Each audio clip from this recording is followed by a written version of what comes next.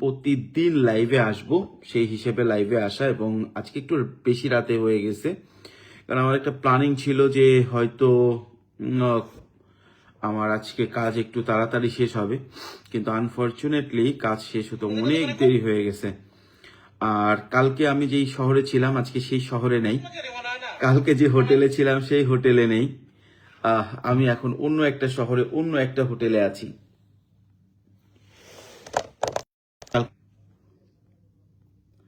কালকে যারা লাইভে ছিলেন তারা দেখেছেন আমি অন্য একটা হোটেলে ছিলাম, আজকে আবার অন্য একটা হোটেলে আছি। এখন কোশ্চেন, আমি কোন হোটেলে আছি, কোন শহরে আছি? আমি আছি হচ্ছে লাফাং নামে একটা শহরে। এটা বেইজিং এর থেকে খুব কাছে, 70 কিলোমিটার। এখান থেকে 70 কিলোমিটার গেলেই 65 কিলোমিটার থেকে 70 কিলোমিটার দূরেই হচ্ছে বেইজিং। আমি এখন আসি লাফাংয়ে, বেইজিং এ আসছি কাজে। বেইজিং থেকে আশা করতেছি কালকে সকালে জিংতাই যাব, আবার জিংতাই থেকে তারপরে আবার বেইজিং এ আসতে পারি, তারপরে গোয়াংজু, আমাদের কাঙ্ক্ষিত গোয়াংজু, যেখানে কিনা আপনাদের অনেকের সাথে আমার কথা বলার কথা। যা হোক, আজকে একটু বেশি রাত্রে যেহেতু আসছি, সময় বেশি নিব না। আপনারা যারা গতকালকে লাইভে ছিলেন আর এখন যারা লাইভে আছেন, যারা এই লাইভটা দেখছেন, সবাই একটু কমেন্টস করবেন কোথা থেকে দেখছেন, এবং খুব দ্রুত কমেন্টস করবেন আসলে আপনাদের কোনো কোশ্চেন আছে কিনা। এবং আরেকটা জিনিস আমি বলি, সেটা হচ্ছে আপনাদেরকে, সেটা হচ্ছে যে আজকের যেটা টপিক, সেটা খুব ইম্পর্টেন্ট একটা টপিকস। বর্তমানে এমন একটা সময় যাচ্ছে, যে কোনো ব্যবসায়ীদের কাছে আমরা কথা বলি না কেন অভিজ্ঞতা শেয়ারের জন্য বা যে কোনো কথা বলার জন্য, তো তা সে বলতেছে যে ভাইয়া ব্যবসা ভালো না, ব্যবসা নাই, ব্যবসা নাই, ব্যবসা নাই, এই যে একটা কথা সব জায়গায় আসতেছে। এই কথাটার কারণে অনেকে বলতেছে যে ভাই আসলে ব্যবসা তাহলে কারা করতেছে। নতুন উদ্যোক্তারা কনফিউজড হয়ে যাচ্ছে। যে কোনো সেক্টরে তারা দেখতেছে, বলতেছে যে ভাই ব্যবসা নাই। কোনো সেক্টরেই বলতেছে যে ব্যবসা আছে এরকম বলতেছে না, সবারই খারাপ পরিস্থিতি যাচ্ছে এরকম একটা কথা বলতেছে। তো মূল বিষয় হচ্ছে আসলেই বাংলাদেশের ব্যবসায়িক পরিস্থিতি খুব বেশি ভালো না, এবং ব্যবসা আসলেই করা একটু বর্তমানে কঠিন হয়ে গেছে। কিন্তু তারপরে ব্যবসা আছে, কেউ কেউ ব্যবসা করতেছে, ভালো ব্যবসা করতেছে। কারা কারা করতেছে আমার জানা মতে তাদের বিষয়গুলো নিয়েই কথা বলবো আজকে, যে কারা কারা ভালো ব্যবসা করতেছে। ঠিক আছে। আর গতকালকে আমরা যেখানে আমাদের লাইফটা শেষ করেছিলাম, সেইখান থেকে আমরা আরো কিছু কমেন্টস পাইছি, সেই কমেন্টস গুলো নিয়েও আমরা একটু কথা বলবো। এবং আপনারা জানেন আমাদের লাইভের মূল যে আলোচনা থাকে সেটা হচ্ছে একটা সাবজেক্ট থাকে এবং আপনাদের প্রশ্ন উত্তর থাকে। এবং গতকালকের কমেন্টসের ভিতরে কিছু কমেন্টস ছিল এরকম যে ভাই আপনি একটা নির্দিষ্ট টাইম দিয়ে আসেন আর একটু আগে আসেন। তো আমি চায়নাতে ফেব্রুয়ারির আগ পর্যন্ত আসি, এই টাইমটাতে একটু আগে টাইম দিয়ে আসাটা খুব কঠিন। যেমন আজকে খুব ইচ্ছা ছিল আমরা আজকে লাইভে আসবো, মানে একটু টাইমলি আসবো, কিন্তু পারিনি। এখন এখানে একটা জিনিস আমি জাস্টিফাই করার জন্য বলছি না, আমি জাস্ট আপনাদেরকে বলার জন্য বলছি। যেমন আজকে যে শহরে আছি সেই শহরটা থেকে আমি বেইজিং এ গেছি শুধু ডিনার করার জন্য, কারণ এই শহরে তেমন হালাল কিছু পাওয়া যায় না। হালাল কিছু পাওয়া গেলেও সুস্বাদু হালাল পাওয়া যায় না। বেইজিং এ খুব চমৎকার কিছু মুসলিম রেস্টুরেন্ট আছে, কিছু পাকিস্তানি, কিছু ইন্ডিয়ান। বেইজিং এ গেলাম নাস্তা আপনার ডিনার করার জন্য, ডিনার করে আসতে আসতে দেরি হয়ে গেছে।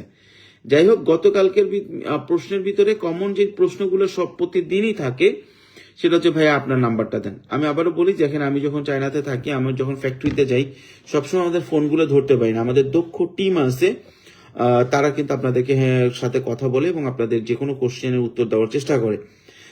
তারা যে সমস্ত প্রশ্নগুলোর উত্তর দিতে পারে না সেই জায়গায় আমি অবশ্যই থাকি, আমি অবশ্যই চেষ্টা করি সেই জায়গায় প্রশ্নগুলো দিতে। এবং একজন সুন্দর করে একটা কমেন্টস করে দিয়েছেন, যে বলছেন যে ভাই আপনি মনে হয় শুধু বড় উদ্যোক্তাদের জন্য এখন কাজ করতেছেন, ছোট উদ্যোক্তাদের ভুলে গেছেন। কখনোই এরকম না, অনেক ছোট উদ্যোক্তাকে কিন্তু প্রতিদিন আমি সময় দিচ্ছি আমার কাজের ফাঁকে। আচ্ছা, পাশাপাশি হচ্ছে আমাদের যারা একদম ছোট উদ্যোক্তা আছেন, নতুন করে দেশীয় কোনো প্রোডাক্ট শুরু করেছেন, তাদেরকেও সাপোর্ট করার জন্য একটা চিন্তা ভাবনা আমরা করতেছি এবং অলরেডি তাদেরকে আমরা চিন্তা ভাবনা সাপোর্ট করতেছি। যেমন নতুন কোনো উদ্যোক্তা ভালো কোনো প্রোডাক্ট করছেন, আমার জানা মতে থাকলে আমার নেটওয়ার্কে যত জায়গা আছে তাদেরকে আমি রেফার করে দিচ্ছি। আচ্ছা, এখন আসেন বাংলাদেশের পরিস্থিতিতে ব্যবসা বাণিজ্যের কি অবস্থা। বাংলাদেশের পরিস্থিতিতে বর্তমানে ব্যবসা বাণিজ্যের অবস্থা খুবই খুবই খুবই খারাপ। এটা আমিও জানি, আপনিও জানেন। নির্বাচনের আগ পর্যন্ত ব্যবসা বাণিজ্যের অবস্থা খুব একটা ভালো হবে বলে মনে হচ্ছে না, কিন্তু নির্বাচনের পরে আশা করতেছি যে ব্যবসা বাণিজ্যের অবস্থা ভালো হবে এবং বাংলাদেশের পরিস্থিতিতে ব্যবসা বাণিজ্য ভালো হবে বলেই আশা করতেছি। তো এখানে একজন লিখেছে আসসালামু আলাইকুম, আরেকজন এটা হচ্ছে সাদমান মন্ডল ভাই লিখেছেন, আরেকজন লিখেছেন কেমন আছেন, সেটাও সাদমান মন্ডল ভাই। ভাই আপনার মাধ্যমে লিথিয়াম ব্যাটারি আনা যাবে? জি, আনা যাবে। আচ্ছা, প্রতিনিয়ত যে জিনিসটা কোশ্চেন আসে সেটা হচ্ছে ভাই চায়না থেকে XYZ প্রোডাক্ট আনা যাবে কিনা। জি অবশ্যই, যে কোনো প্রোডাক্ট, যে কোনো বৈধ প্রোডাক্ট চায়না থেকে আমাদের জন্য আনা যাবে। রফিক নিউজ মনিন ভাই অনেক অনেক ভালোবাসা জানিয়েছেন সবাইকে, তিনি কমেন্টস করেছেন অনেক অনেকগুলো লাভ চিহ্ন। মোহাম্মদ শহীদুল ভাই লিখেছেন আসসালামু আলাইকুম ভাইয়া, লিথিয়াম ব্যাটারি নিয়ে কাজ করতে চাই গ্রিস থেকে আমি। ভাই কি গ্রিসে মালটা নিবেন নাকি চায়না থেকে বাংলাদেশে নিবেন এটা জানাবেন। গ্রিসে দেওয়া সম্ভব, তবে গ্রিসে আমার জানা মতে হচ্ছে প্রোডাক্ট যায় না, কপি প্রোডাক্ট দেওয়া যাবে না। সাদমান ভাই আপনাকে খুব ভালো লাগে, আপনার পরামর্শ খুব ভালো লাগে, আপনাকে সুস্বাস্থ্যবান আল্লাহ তাআলা আলহামদুলিল্লাহ ভাই দোয়া করবেন, এবং বেশি সুস্বাস্থ্য হয়ে গেছে, একটু স্বাস্থ্যটা আমার কমানো দরকার, এমনি সুস্থ থাকি সেটা দোয়া করবেন। আচ্ছা ঠিক আছে, আজকের বিষয়গুলোতে আমরা চলে আসি, খুব সংক্ষেপে শেষ করবো যেহেতু আজকে অলরেডি আমাদের শুরু করতে একটু দেরি হয়ে গেছে। তো বিষয়টা হচ্ছে কি দেখেন, বাংলাদেশের বর্তমান যে পরিস্থিতি, সেই পরিস্থিতিতে খুব যে ভালো বাংলাদেশের অবস্থা তা না। রাজনীতির প্রেক্ষিতে বিজনেস একটু খারাপ, কিন্তু কোন সেক্টরটা ভালো করতেছে এটা আমরা আলোচনা করব। আপনি ওই সেক্টরে যাবেন কি যাবেন না এটা সম্পূর্ণ আপনার উপরে ডিপেন্ড করতেছে। হ্যাঁ, প্রথমত সবচেয়ে ভালো বিজনেস করতেছে হচ্ছে বর্তমানে মেডিকেল সেক্টরে যারা আছে, তুলনামূলক অন্যদের তুলনায় মেডিকেল সেক্টরটা ভালো করতেছে। আপনারা দেখবেন যে আপনাদের এলাকায় অন্য দোকানে বিক্রি না থাকলেও আপনি খেয়াল করে দেখবেন আপনাদের এলাকায় যত ফার্মেসি আছে বাংলাদেশে, ফার্মেসি গুলো ভালো চলতেছে, আপনার হাসপাতালগুলো ভালো চলতেছে, ফার্মেসি হসপিটাল এগুলো খুব ভালো চলতেছে। সো এটাই ডিফাইন করে যে আসলে বাংলাদেশে এই মেডিকেল সেক্টরটা খুব ভালো চলছে, এত বড় একটা সেক্টর যে সবাই ভালো করতেছে। আচ্ছা, এখানে একটা জিনিস আমি খেয়াল করলাম, এখন অনেকেই আছেন, যারা আছেন তারা সবাই একটু আমাদের লাইভটা শেয়ার করে দিবেন এবং কমেন্টস করবেন কোথা থেকে দেখছেন, একটু কমেন্টস করবেন, পারলে কোনো ভালো গ্রুপে শেয়ার করবেন যাতে আরো লোক এঙ্গেজ হতে পারে এবং জানতে পারে ইনফরমেশন গুলো। সবচেয়ে ভালো বিজনেস করতেছে আমি যেটা বলেছিলাম সেটা হচ্ছে আপনার অনির দাস লিখেছেন sir please send your phone number. Same জিনিসটা একটু আগে আমি কিন্তু বলেছি ভাই, আমার ফোন নাম্বারটা আমি যদি সবাইকে দিচ্ছি না এরকম না, বিষয়টা হচ্ছে আমি ফিল্টার করে দিচ্ছি, প্রচুর ফোন কল আসতেছে আমার নিজেরও। বিষয়টা আপনি খেয়াল করবেন, আপনারা সবাই যারা এখন লাইভে আছেন সবাইকে আমি হাত জোর করজোরে বলবো যে আসলে আমি এমন কোনো লোক না যে আমাকে আপনাদেরকে লাগলে আমি আপনাদের সাথে জয়েন করতে পারবো না বা আপনাদের সাথে সরাসরি কথা বলতে পারবো না। আমি মূলত হচ্ছে কোনো ধরনের আপনার ইউটিউবার বা ফেসবুক ইনফ্লুয়েন্সার বা সামাজিক যোগাযোগ মাধ্যমে ব্যবসা করি এরকম না, আমার নিজস্ব ব্যবসা আছে। সো দেখা যায় সারাদিন আমাকে অনেক পরিশ্রম করতে হয়। সো এই ক্ষেত্রে আমি অনেক সময় অনেকে ফোন ধরতে পারি না, এই জন্য আমি সরাসরি নাম্বার দেই না। এখানে সমস্যা হচ্ছে নাম্বার না দিলে একরকম, দেওয়ার পরে ফোন না ধরলে এটা আমার কাছে মনে হয় এটা এক ধরনের বেয়াদবি, যেই বেয়াদবিটা আমি করতে চাই না, যেটা আমার মনে হয় না কাউকে অসম্মান করা, ফোন বারবার দেওয়ার পরেও না ধরাটা। তো আমি ওইটা করতে চাই না, এই জন্য আমি বলি যে যদি আপনাদের কিছু প্রয়োজন হয় আপনারা আমাদের অফিসের সাথে কথা বলেন। যদি এমন কোনো সিচুয়েশন হয় যে জিনিসটা তারা জানে না বা তারা পারতেছে না, তারা অবশ্যই আমাকে সাপোর্ট দিবে।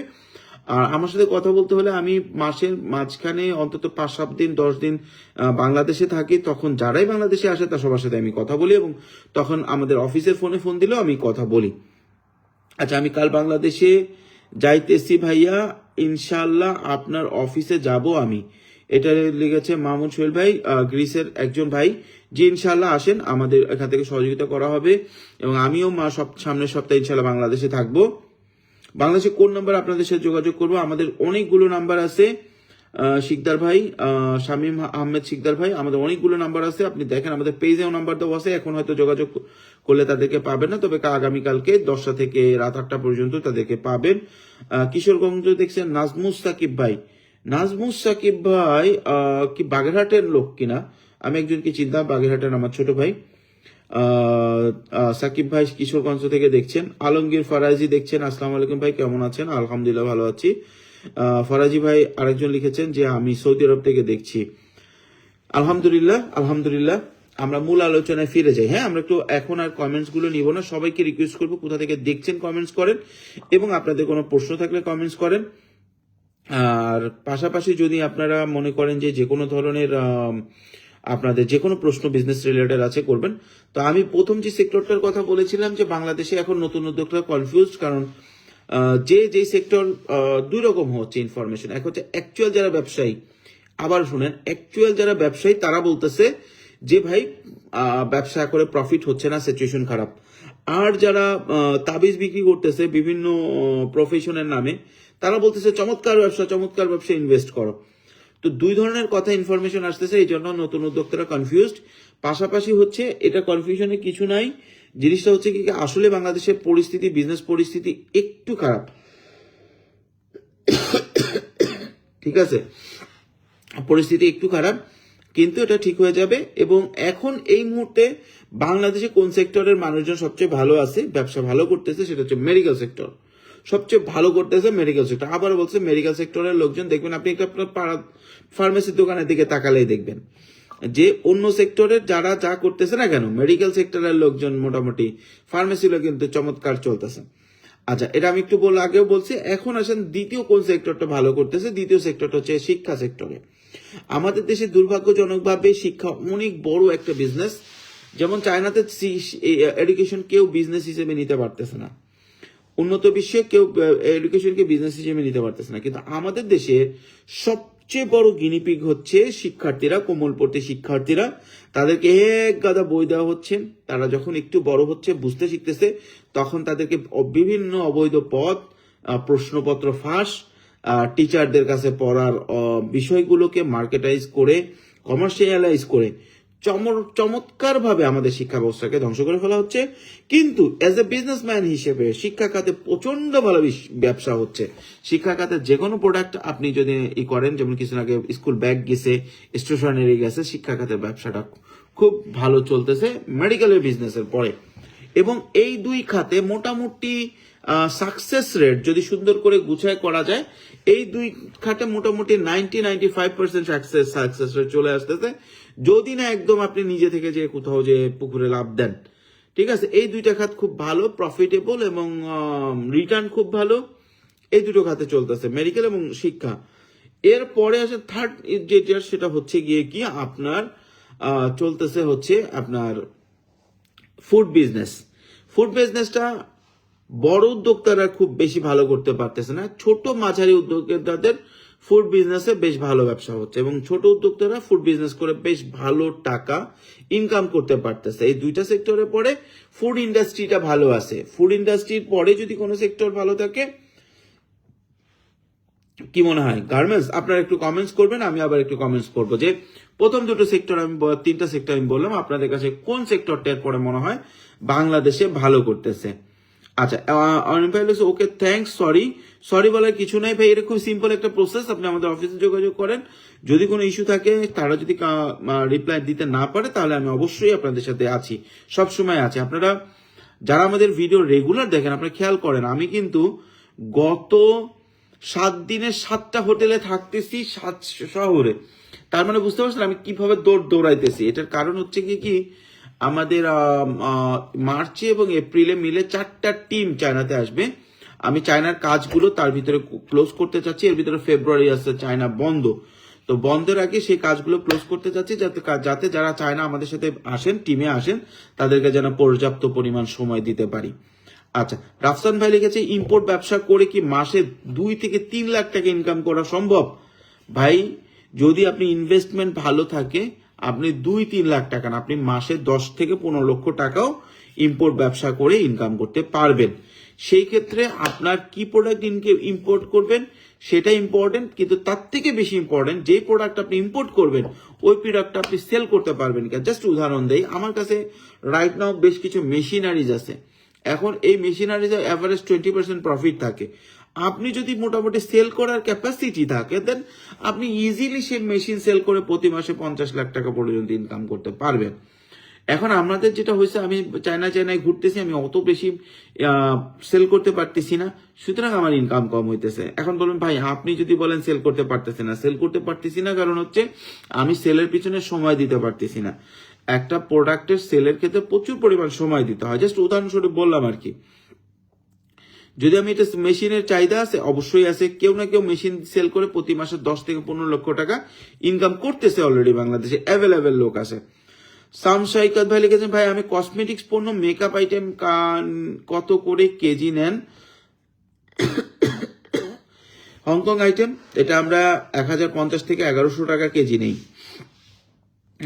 গ্যাজেট আইটেম নিয়ে আমি গ্রিস অনলাইন বিজনেস করতে চাই ভাইয়া, আমার market name WW on of market GR Greece. আচ্ছা, এখানে আমাদের মোহাম্মদ শাহিদুল ভাই একটা ওয়েবসাইটের অ্যাড্রেস দিয়েছেন, তিনি একটা নতুন উদ্যোক্তা। যেহেতু গ্রিসে আমরা হয়তো অর্ডার করতে পারবো না, আমি সবাইকে রিকোয়েস্ট করব যে তার পেজটা একটু দেখে আসার জন্য, তার ওয়েবসাইটটা একটু দেখে আসার জন্য। আমার ধারণা অসাধারণ হয়েছে। আমি এইখানেই এখন একটু তার পেজে যেতে চাই, সেটা হচ্ছে অন অফ মার্কেট .gr। আমি কি ভুল করলাম? On of market GR।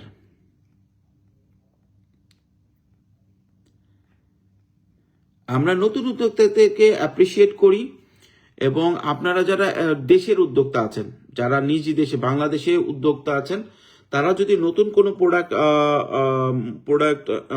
Introduce করেন মার্কেটে, এটা হচ্ছে আমাদের এক ভাই গ্রিসে ওয়েবসাইট ওপেন করেছেন। আপনারা সবাইকে রিকোয়েস্ট করবো এই পেজটা একটু ঘুরে আসার জন্য, সরি এই ওয়েবসাইটটা একটু ঘুরে আসার জন্য। যদিও বাংলাদেশি থেকে এটা অর্ডার করা যায় না আপনার, না হলে আমি অনেককে রিকোয়েস্ট করতাম যে ভাই আপনারা একটু দেখে আসেন। খুব সুন্দর করেছেন, এখানে অনেকগুলো অপশন দিয়েছেন। এই ধরনের ওয়েবসাইট কিন্তু বাংলাদেশেও অনেক আছে, এবং বাংলাদেশে অনেকেই কিন্তু করছে, এবং এইটা খুব ভালো একটা উদ্যোগ। অনেকেই শুধু এখন কমার্সের উপর ডিপেন্ডেন্ট বিজনেস করেন, যেটা কিনা ঠিক না আমার মতে। আপনারা কমার্সের পাশাপাশি কমার্সের দিকে ঝুঁকে পড়াটা উচিত, এখন আমাদের সময়ের দাবি এটা। আপনারা কি চিন্তা করতেছেন পরবর্তী খাতগুলো কি, সেক্টরগুলো কি হতে পারে? অনেক আছে এবং বাংলাদেশে অনেকেই কিন্তু করছে, এবং এইটা খুব ভালো একটা। আচ্ছা ভাইয়া, ইম্পোর্ট ব্যবসা করে মাসে থাম্বলিনা একটা অ্যাকাউন্ট থেকে কমেন্টস করেছে, আঙ্কেল আমি আপনার সাথে কথা বলতে চাই। আঙ্কেল আমিও আপনার সাথে কথা বলতে চাই। এই কথা বলার বিষয়টা একটু আগেও সুন্দর করে ব্যাখ্যা করা হয়েছে। ভাই, থার্ড পার্টি কোম্পানি দিয়ে কোনো প্রোডাক্ট আনলে 700 থেকে 750 টাকা শিপিং কস্ট দিয়ে দেওয়া লাগে, তাহলে বিজনেস কিভাবে পসিবল? মিনিমাম কত টাকার প্রোডাক্ট, লো প্রাইসের প্রোডাক্ট আনার ওয়ে কি? ইরাজ চৌধুরী ভাই, এখানে দুইটা ওয়ে আছে। ফার্স্ট ওয়ে হচ্ছে, যদি আপনি অনলাইন অল্প প্রোডাক্ট আনেন, এইভাবেই 700 থেকে 750 টাকা অবশ্যই আপনাকে থার্ড পার্টিকে দিতে হবে, আদারওয়াইজ আপনি প্রফিট করতে আপনি মালটা আনতে পারবেন না। কারণ শীতে মাল আনলে মিনিমাম 500 কেজি করে আমরা করি, তারপর অল্প কিছু কম হলেও আমরা একটা আইটেম 500 কেজি আনি। এখন একজন ছোট উদ্যোক্তার জন্য এটা খুব কঠিন হয়ে যায়। তো সেই ক্ষেত্রে প্রথম ওয়ে যেটা, সেটা হচ্ছে যদি দেখেন যে আপনি প্রোডাক্ট প্রাইসে মিলাইতে পারতেছেন না 750 করে, সেক্ষেত্রে আপনি বাংলাদেশে যারা ইম্পোর্টারের কাছে তাদের কাছ থেকে নিতে পারেন। আর আরেকটা প্রোডাক্ট হচ্ছে, আপনি 700 থেকে 700 টাকা কেজি দিয়ে রিটেল করবেন, হোলসেলের চিন্তাও করা যাবে না ভুলে। আচ্ছা, আরেকজন লিখছে থাম্বোলাইন, আঙ্কেল আমি চায়না থেকে স্কিন কেয়ার পণ্য নিয়ে ব্যবসা করতে চাই, কিভাবে করবো? স্কিন কেয়ার পণ্য নিয়ে ব্যবসা করতে চাইলে খুব চমৎকার একটা প্রোডাক্ট। সবচেয়ে ভালো হয় যদি চায়না গুয়াংজুতে একবার চক্কর দিয়ে আসতে পারেন। পৃথিবীর সবচেয়ে বড় কসমেটিক্স এর হোলসেল মার্কেটটা গুয়াংজুতে, সেখানে যে দেখে আসতে পারেন। যদি না হয় তাহলে অনলাইন থেকে এনে আমাদের মাধ্যমে, বা যে কারো যে থার্ড পার্টি কথা বললো তাদেরকে দিয়ে আনে আপনি সেল করতে হবে। এবং এই জন্য আপনাকে আগে একটা পেজ কমার্স বা কমার্স শুরু করতে হবে, এবং সেটাকে পপুলার করার জন্য যা করা প্রয়োজন তাই করতে হবে। ভাইয়া, ছোট করে ইম্পোর্ট ব্যবসা করে কি মাসে, ভাই এখানে একজন লিখেছেন রাফসাঙ্গে 2-3 লাখ টাকা মাসে ইনকাম। ছোট বলতে কত ছোট? অন্যান্য ব্যবসার তুলনায় আমি গতকালকে সুন্দর করে ব্যাখ্যা করেছিলাম যে ইম্পোর্ট ব্যবসাটা কিন্তু এমন একটা ব্যবসা যে চাইলেই আপনি যা ইচ্ছা তাই করতে পারবেন না। ইম্পোর্ট ব্যবসাটা যা ইচ্ছা তাই করতে পারেন না বলতে আমি বুঝাতে চাইছি যে এটা কিন্তু আপনাকে মাল, যদি আপনি 2 লাখ টাকা ইনকাম করতে চান, 20% প্রফিট যদি আমি ধরি, তাহলে আপনাকে 20 লাখ টাকার মাল সেল করতে হবে। এখন আপনি 20 লাখ টাকার মাল সেল করতে হলে এই 20 লাখ টাকা আপনাকে ইনভেস্ট করতে হবে, যাতে আপনার কাছে মালটা থাকে, কারণ ইম্পোর্ট ব্যবসায় মাল থাকলে আপনি ব্যবসা করবেন। আচ্ছা, আর একজন লিখেছে, ভাই আমি ইসহাক শেখ, আমি তৈরি পোশাকে খুচরা ব্যবসায়ী, আমি তৈরি পোশাক, ব্যাগ, জুতা ইত্যাদি ব্যবসা করতে চাই। আমার সাথে আপনার সাথে ক্যান্টন ফেয়ারে কোন ফেজে গেলে আপনি 10 থেকে 15 থাকা সম্ভব? কোন ফেজে গেলে ভালো হবে এবং খরচ কত হবে? 10 থেকে 15 দিন থাকা কি সম্ভব? অবশ্যই সম্ভব। আপনি ভিসা পাবেন হচ্ছে 30 দিন থাকার জন্য, আপনি 10 থেকে 15 দিন ইজিলি থাকতে পারবেন। এবং থার্ড ফেজে গার্মেন্টস আইটেম আছে, আপনি থার্ড ফেজটা ফলো করতে পারেন এবং দ্রুত ভিসা করে আমাদের সাথে যোগাযোগ করতে পারেন এবং 10 থেকে 15 দিন আপনি থেকে পুরো বিজনেসটা দেখে ওখান থেকে আসতে পারেন। তবে যদি আপনি ইসাক ভাই তো হয়তো বড় ব্যবসায়ী, যদি আপনি ছোট ব্যবসায়ী হন, সেক্ষেত্রে আপনি ক্যান্টন ফেয়ারে যেয়ে শুধু প্রোডাক্ট দেখতে পারবেন, প্রোডাক্টের আইডিয়া পাবেন, কিন্তু অল্প কোয়ান্টিটি কিন্তু ক্যান্টন ফেয়ারে দেয় না। ঠিক আছে, আপনাকে হোলসেল মার্কেটেও ভিজিট করতে হবে, এই মন মানসিকতা নিয়ে আসবেন। গুয়াংজুতে হোলসেল মার্কেট, বেশ কিছু বড় হোলসেল মার্কেট আছে আপনার গার্মেন্টস এর, সেক্ষেত্রে আপনারা সেটা আপনার জন্য ভালোই হবে আশা করছি। আচ্ছা, এখন অনেকেই আছেন দেখতেছে, আমাদের লাইভটা দেখতেছেন, কিন্তু আমি আবারও বলবো, যদি আপনারা পারেন আপনার পাশাপাশি ইনফরমেশন গুলো আরো লোক পাক, সেটা যদি চান, সেক্ষেত্রে আপনি আমাদের এই লাইভটা একটুখানি শেয়ার করে দিতে পারেন। পাশাপাশি হচ্ছে আপনাদের যে কোনো প্রশ্ন থাকলে আপনারা করতে পারেন। আজকে আমরা লাইভটা একটু দেরি করে শুরু করেছি, সুতরাং একটু হয়তো একটু তাড়াতাড়ি শেষ করতে হবে, কারণ আমি আজকে সারাদিনে 3টা ফ্যাক্টরি ভিজিট করেছি 2টা শহরের এবং 16 ঘন্টা কাজ করেছি। আজকে সারাদিন 16 ঘন্টা কাজ করেছি এবং আজকে এখন যে আপনাদের সাথে সময় কাটাচ্ছি, এটা আমি কাজের ভিতরে ধরিনি। যদি ধরি তাহলে আজকে 17 ঘন্টা কাজ হবে। যাই হোক, চায়না আসলে কাজ করতে হয়, আমাদেরকে কাজ করতে হয়, কাজের বিনিময়ে খাদ্য। এই কর্মসূচির ভিতরে এখনো আমি আছি এবং প্রতিটা মানুষেরই এই কর্মসূচির ভিতরেই থাকা উচিত যে কাজের বিনিময়ে খাদ্য, আমি কাজ করবো, আমার খাবারটা চলে আসবে আমার টেবিলে। আচ্ছা, এখন আসেন আমরা চতুর্থ যেই সেক্টরটাতে নিয়ে মানুষ মোটামুটি ভালো করতেছে, সেটা হচ্ছে আপনার যারা কৃষির সেক্টরটাতে কাজ করতেছে, কিন্তু কৃষি সেক্টরটা সরাসরি কৃষি পণ্য না, কিন্তু কৃষি পণ্য ডাইরেক্টলি বা ইনডাইরেক্টলি সেল করতেছে বা কৃষি পণ্য ট্রেড করতেছে, তারা ভালো আছে। লাইক কারণ বাজারের হোলসেলার আলারা ভালো আছে, আপনার মাছের আরো তারা লাভ মোটামুটি ভালো আছে। তারপরে হচ্ছে কীটনাশক, সার, এই ধরনের যারা সরাসরি ইম্পোর্ট করে বা সরাসরি ডিলার আছে, তারা ভালো আছে। কারণ হচ্ছে এই সেক্টরগুলোতে চাহিদা দিন দিন বাড়তেছেই এবং এখানে প্রফিট মিডল মধ্যস্বত্বভোগীরা, যারা হোলসেলার বা বলে বা নিজেদেরকে বা আড়তদার বলে, তারা কিন্তু আসলে মধ্যস্বত্বভোগী। এই সেক্টরটা কৃষি খাতে আমাদের মধ্যস্বত্বভোগী মারাত্মক লেভেলের বেশি, এই জন্যই আমাদের কৃষি খাতে উন্নয়নটা কম। আচ্ছা, এখানে লিখেছে ভাই, আরেকজন প্রশ্ন করেছে, ভাই আমার লেডিস ব্যাগ নিয়ে কাজ করলে বিডিতে কেমন হবে? আমি আগেও অনেকবার বলেছি, লেডিস আইটেম একটা কমন আইটেম, অবশ্যই এটা ভালো হয় এবং অনেকেই বিক্রি করতেছে। খালি আপনাকে আগে কনফার্ম করতে হবে, আপনি এই লাইনে যদি এফ কমার্সে ঢুকেন, তাহলে অবশ্যই আপনাকে ভিডিও এডিটিং, ফটো এডিটিং লাগবে। কন্টেন্ট ক্রিয়েটের সাথে যদি একটু মিশায় এটাকে বিক্রি করতে পারেন, অসাধারণ একটা বিজনেস। আর যদি হোলসেলের চিন্তা করেন, আমি আবারও বলবো যে ব্যাগের ভিতরে নতুন উদ্যোক্তা, একদম নতুন, অন্য কোনো সময় ব্যাগ নিয়ে কোনো বিজনেস করে নাই, নতুন উদ্যোক্তা এমন একটা রিটেল শপ আছে, সে ব্যাগ বিজনেস করলো, তার না, যে আগে কখনো বিজনেস করে নাই, এরকম নতুন উদ্যোক্তাদের ব্যাগ হোলসেলে না যাওয়াই ভালো। আচ্ছা, কিন্তু রিটেল করতে পারেন, সবাই রিটেল করতে পারে। ইরাজ চৌধুরী লিখেছেন, ভাই বাংলাদেশে ইম্পোর্টারদের কারো করার ওয়ে কি? আমি রিয়েল কিছু ইম্পোর্টার খুঁজতেছি যারা আকর্ষণীয় চাইনিজ প্রোডাক্ট ও লেডিস ব্যাগ নিয়ে কাজ করে। আচ্ছা, আকর্ষণীয় লেডিস ব্যাগ নিয়ে যারা কাজ করে না, নিজেদের জন্য আনে, এটা বাইরে সেল করতে চায় না। আর আকর্ষণীয় প্রোডাক্ট খোঁজার জন্য আপনাকে চকে চলে যেতে হবে। চকে কয়েকটা টাওয়ার আছে, নাম বললে চাকরি থাকবে না, নিউ মার্কেটে চলে যেতে হবে, ওইখানে বেশ ভালো কিছু ইম্পোর্টার আছে, তাদের কাছে ইউনিক ইউনিক প্রোডাক্টগুলো তাদের হাত থেকে সারা বাংলাদেশ ডিস্ট্রিবিউটর হয়, তাদের কাছে গেলে আপনি অনেক কিছু পেয়ে যাবেন। আচ্ছা, ফাতেমা আক্তার রুবি আপু লিখেছেন জুয়েলারি কেমন চলবে ভাই? জুয়েলারি খুব ভালো চলে, ঠিক আছে, জুয়েলারি বেশ ভালো চলে। হ্যাঁ, জুয়েলারি আপনি যদি ব্যবসা করতে পারেন অবশ্যই ভালো একটা প্রোডাক্ট।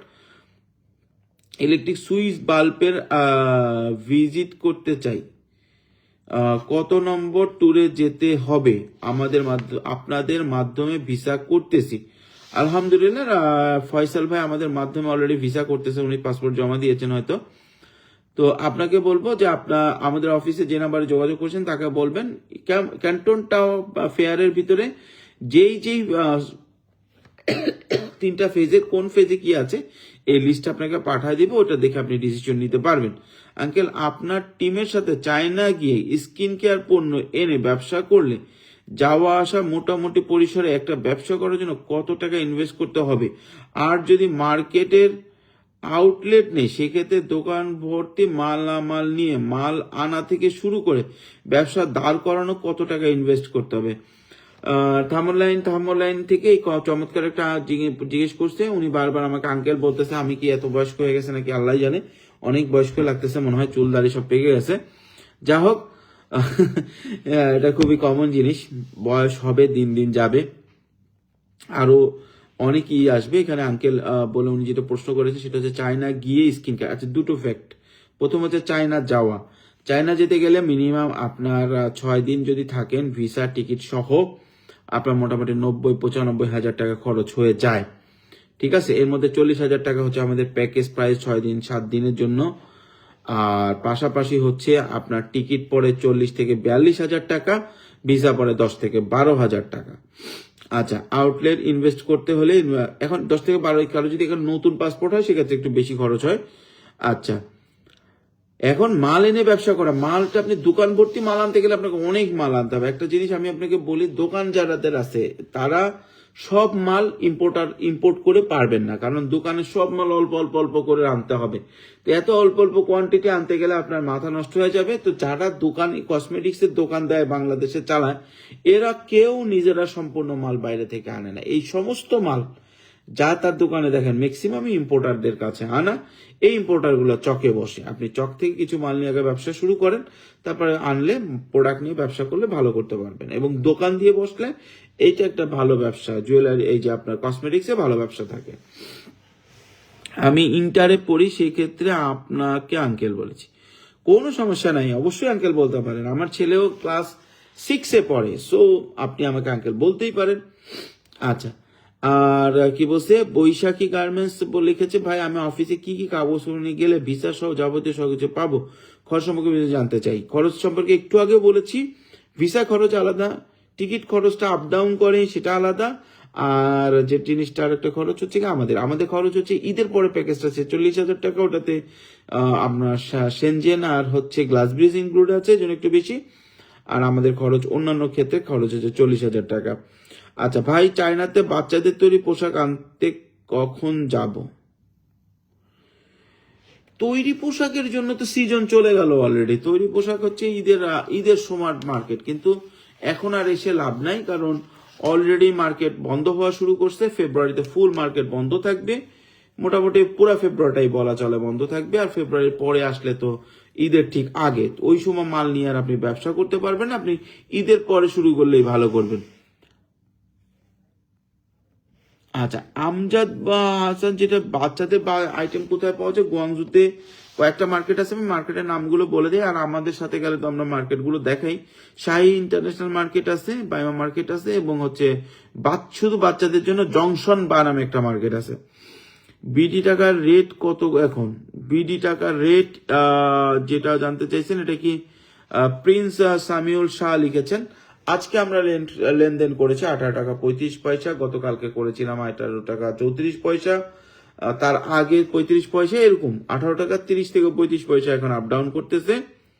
নূর ফয়সাল ভাই লিখেছে, আসসালামু আলাইকুম ভাইয়া, আমি একটা মেডিসিন ইম্পোর্ট করব, এইটা সিএনএফ এজেন্টকে কিভাবে ডিল করব? প্রথম কথা হচ্ছে, যদি আপনি মেডিসিন ইম্পোর্ট করতে চান, খুব সতর্ক থাকবেন, কারণ মেডিসিন ইম্পোর্ট করার জন্য আলাদা অনুমতি লাগে কিছু কিছু মেডিসিনের ক্ষেত্রে। আর আপনি যে সিএনএফটাকে ঠিক করবেন তার আগে যে সাপ্লায়ারের কাছ থেকে যে নিবেন সেটা সাপ্লায়ারটা ঠিক করেন, এবং সাপ্লায়ারকে ঠিক করার পরে আপনি সাপ্লায়ারকে বলেন একটা পিআই দিতে, যেখানে সবকিছু ডিটেলস লেখা থাকবে। সেটা সিএনএফ কে দিলে 5 জন সিএনএফ কে দিবেন, যে সবচেয়ে কম কোট করবে তাদের সাথে কথা বলে যে কোনো একজনকে দিয়ে দিবেন।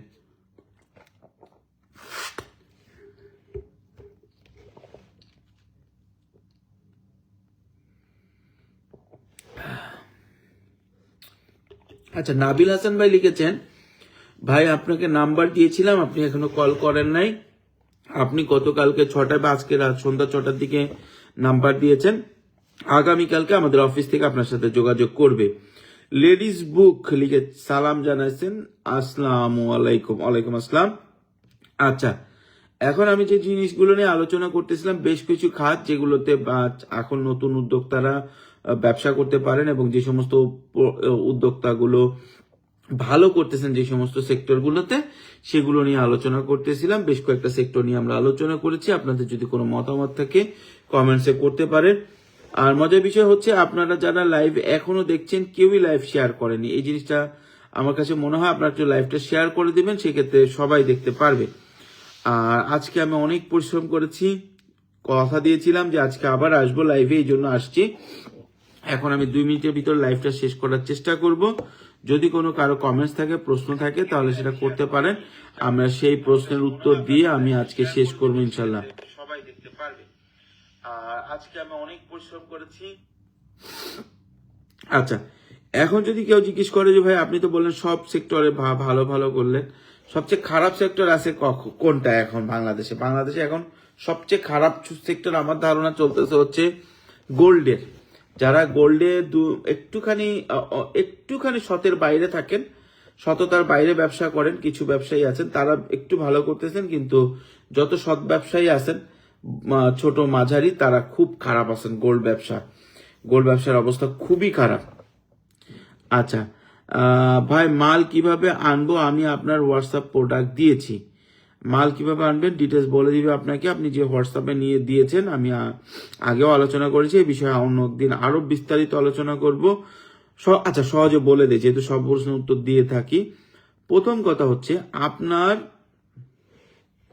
প্রোডাক্টটা আপনি চায়না থেকে কথা বলবেন, যে চাইনিজ সাপ্লায়ারের সাথে, তার সাথে ফ্যাক্টরির সাথে কথা বলে প্রোডাক্টটা আমাদের ওয়্যার হাউসে পাঠিয়ে দিবেন। আমাদের ওয়্যার হাউসে পাঠানোর পরে আর কোনো কাজ নাই, আমরা সিএনএফ থেকে শুরু করে ট্যাক্স ভ্যাট দেওয়া শুরু করে সবকিছু রেডি করে আমাদের ওয়্যার হাউসে রাখবো, সেখান থেকে আপনি আপনাদের মালটা নিয়ে নিতে পারবেন। ভাই, মোটরসাইকেল পার্টস কোথায় পাওয়া যায়? মোটরসাইকেল পার্টস আপনার গঞ্জুতে একটা ফ্যাক্টরি, একটা হোলসেল মার্কেট আছে, সেখানে পাওয়া যায়। আর স্পেসিফিক পার্টস যদি হয়, সেই ক্ষেত্রে ফ্যাক্টরি থেকে নেওয়া ভালো। মোটরসাইকেল পার্টস যদি একটা দুইটা আইটেম বেশি করে নিতে চান, সেখানে অবশ্যই ফ্যাক্টরি থেকে নেওয়া ভালো। এখন ফ্যাক্টরিগুলো কোথায় আছে? ফ্যাক্টরিগুলো আনহুই প্রভিন্সে কিছু আছে, আবার ঝিজিয়াং প্রভিন্সেও আছে। কি ধরনের পার্টস, এটার উপরে মূলত ডিপেন্ড করতেছে। তারপরে হেবেতে কিছু আছে। আমরা আজকে যে ফ্যাক্টরিতে গেছিলাম তার পাশেই মোটরসাইকেলের এক্সক্লুসিভ সাইলেন্সার বানায়, এরকম একটা ফ্যাক্টরি আমরা দেখেছি। ভাই, আমি অনেক আশাবাদী যে আপনার মাধ্যমে আমি প্রোডাক্ট পাবো। আপনার ভিডিওগুলো দেখেছি, দেখে বাইরে প্রোডাক্ট দেখতে পাচ্ছেন। জি ইনশাআল্লাহ ভাই, আমরা চেষ্টা করব। আরিফুজ্জামান বলছে, ভাই আমি প্রোডাক্ট সিস্টেমে আনবো, কি সিস্টেমে আনবো? আমি হোয়াটসঅ্যাপে ভিডিও দিয়েছি ভাই, আমি প্রোডাক্ট সিস্টেমে আনবো। একই প্রশ্ন, একই একই একই একই কমেন্টস করেছেন কয়েকবারই, হয়তো ভুলে। ভাই আমি প্রোডাক্ট কি সিস্টেম, একটু আগেও তো বললাম যে আপনি চাইনিজ সাপ্লাইয়ের সাথে কথা বলবেন, তাকে বলবেন আমাদের ওয়্যার হাউসে মাল পাঠিয়ে দিতে, এরপরে আর কোনো টেনশন আপনার নাই, আপনি আমাদের ওয়্যার হাউস থেকে মাল নিয়ে নেবেন। আমরা এইটার জন্য একটা সার্ভিস চার্জ বলে দিব, বা পার কেজিতে একটা প্রাইস বলে দিব, ওইটা পেমেন্টটা আপনি আমাকে দিয়ে মালটা নিয়ে যেতে পারবেন, আমি সোর্স করে দিবেন। আচ্ছা, আরিফুজ্জামান সহ অনেকেরই একটা কোশ্চেন যে ভাই আপনি প্রোডাক্ট সোর্স করে দেন কিনা? হ্যাঁ, আমি ভাই সোর্স করে দেই, এটা একটা আমার বিজনেসের পার্ট। এটা আমি এখান থেকে আমি কিছু টাকা ইনকাম করি। যেমন রাইট নাও আমি যে কাজটা সৌদি বড় একটা পার্টির জন্য করতেছি, সেটাও একটা সোর্সিং এরই কাজ। এখন এই যে সৌদি পার্টির জন্য করতেছি, এরা হিউজ অ্যামাউন্টের পেমেন্ট দিচ্ছে পুঁজিকমকে, আমার অর্গানাইজেশনকে, কিন্তু বাংলাদেশে যারা সোর্সিং করতে বলেন তাদের জন্য একটা টোকেন মানি আমরা রেখেছি। এই টোকেন মানিটার প্রাইস হচ্ছে আপনার মাত্র 5,000 টাকা। এইটা জিনিসটা অনেকেই কনফিউজ হয়ে যান যে ভাই আমরা নতুন ব্যবসা, আমরা যদি ব্যবসা শুরু করার আগে আপনি টোকেন মানি চান, এটার কারণটা কি এবং আপনাকে আমরা কেন 5,000 টাকা দিব? এটা মূলত ধরেন আপনি চায়না থেকে এই বোতলটা আনবেন, আপনি আমাকে খুঁজতে বললেন, একটা প্রোডাক্ট সোর্স করা, দেখেন আমি 7 দিন, আপনারা আমার চোখের দিকে তাকাইলে বুঝতে পারবেন যে আমার চোখটা মনে হয় একটুখানি মানে বোঝাই যাচ্ছে যে ঘুম অনেক। এটার কারণটা হচ্ছে গত 7 দিন আমি প্রতিদিন 4 থেকে 5 ঘন্টা ঘুমাচ্ছি, বাকি টাইমটা কাজ করতেছি, ঠিক আছে, খাচ্ছিও। ইভেন আমি গতকালকে সারাদিনের ভিতরে 2বার খেয়েছি, 2বারই আমি মানে গাড়ির ভিতরে বসে ইনস্ট্যান্ট নুডলস খেয়েছি। তো এরকম লেভেলের পরিশ্রম করতেছি আমি সোর্সিং এর জন্য। তো সোর্সিং একটা বড় কাজ। সোর্সিং যদি আপনার করতে হয়, এই 5,000 টাকা যেটা আপনি দিলেন, ধরেন এটা আপনি বললেন যে 5,000 টাকা এইটা প্রোডাক্টটা সোর্স করতে, এটা আমরা সোর্স করতে যে 5,000 টাকাটা সার্ভিস চার্জ নিচ্ছি না, এটা একটা টোকেন মানে নিচ্ছি। সার্ভিস চার্জ মানে আমি 5,000 টাকা আমি খেয়ে ফেলবো, আর টোকেন মানিটা হচ্ছে এরকম যে প্রোডাক্টটা সোর্স করার পরে আপনি এটা কিনবেন, তখন ওইটা ওই প্রোডাক্টের সাথে যখন আপনি মাল কিনবেন বা সার্ভিস চার্জ দিবেন সেটার সাথে এটা অ্যাডজাস্ট হয়ে যাবে। এটার কারণটা কি? কারণ বাংলাদেশে প্রতিদিন হাজার হাজার লোক প্রোডাক্ট সোর্স করান এবং আমাদের প্রতিদিন 300 থেকে 400 সোর্সিং এর রিকোয়েস্ট আসে। তো সবার জন্য যদি আমি প্রোডাক্ট সোর্স করি এটা আমার কোনো সমস্যা না, কিন্তু এতগুলো সোর্স করার পরেও অনেকে দেখা যায় প্রোডাক্ট অর্ডার করেন না। এই জন্য যাতে আপনি যদি সিরিয়াস হন তাহলে আপনি অ্যাডভান্স দিয়েও কাজ করাবেন। আচ্ছা, আপনাদের আর কারো যদি কোনো প্রশ্ন থাকে সেটা শেষ করে আমি আজকে শেষ করে, ভাই নেক্সট ট্যুর কবে যাবে? এটা প্রতিদিন বলতেছি ভাই, নেক্সট ট্যুর যাবে হচ্ছে ঈদের 2 দিন পরে একটা, তারপরে এপ্রিল মাসে একটা, মার্চে একটা, এপ্রিলে 3টা টিম যাবে চায়নাতে। আচ্ছা, বান্না ভাই লিখেছে আসসালামু আলাইকুম। বান্না ভাই, আশা করছি আপনি ভালো আছেন। যাওয়া আসা থাকা খাওয়া খরচটা কত জানতে চাই। এইটা তো একটু আগেও বললাম যে যাওয়া আসা থাকা খাওয়ার খরচ কত। আমাদের জন্য থাকা, হোটেল বুকিং, সিম, বিপিএন সবকিছু সহ আমাদের প্যাকেজ হচ্ছে 40,000। এছাড়া বাদ বাকি খরচের ভিতরে থাকে হচ্ছে আপনার শুধু ভিসা এবং প্লেন টিকিট। ভিসা এবং প্লেন টিকিট এভারেজ 50 থেকে 55,000 টাকা লাগে। আচ্ছা, বান্না ভাই লিখেছেন if possible I can come March. ইনশাল্লাহ আপনি আসতে পারেন, আমাদের দোয়ার সবার জন্য খোলা, পুঁজিকমের দোয়ার সবার জন্য খোলা।